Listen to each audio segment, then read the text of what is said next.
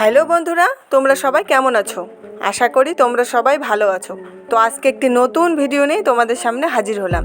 তো বন্ধুরা, তোমরা কি জানো সিআইডি সিরিয়াল কেন বন্ধ হয়েছিল এবং সিআইডি সিরিয়াল বন্ধ হয়ে নিয়ে দয়া কী বলেছিলেন? জানতে হলে ভিডিওটিতে একটি লাইক দিয়ে ভিডিওটি শেষ পর্যন্ত দেখতে হবে।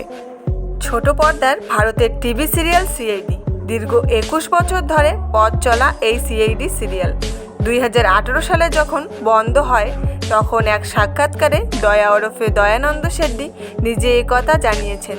তিনি বলেছিলেন 27শে অক্টোবর সিআইডির শেষ এপিসোড দেখানো হয়েছে। এরপর থেকে বন্ধ হয়েছে এই শোটি। ভারতীয় গণমাধ্যমে বলা হয় এখনও পর্যন্ত সিআইডি এপিসোডের সংখ্যা 1546টি।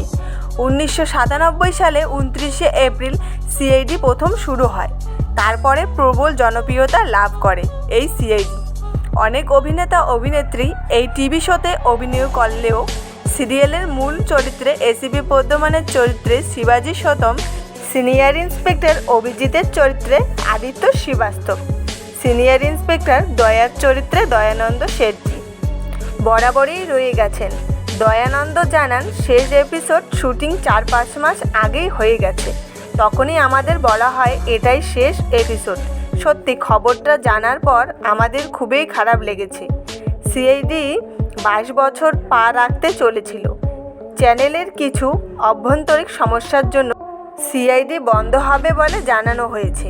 তারপরে তিনি আরও বলেন, আমি আমার চরিত্রটিকে খুব মিস করব। আশা করি দর্শকদের এই কয়েক বছর আনন্দ দিতে পেরেছি।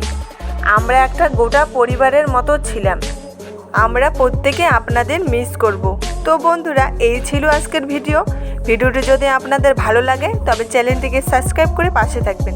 দেখা হচ্ছে পরের একটা নতুন ভিডিওতে। ভালো থাকবেন, সুস্থ থাকবেন, ধন্যবাদ।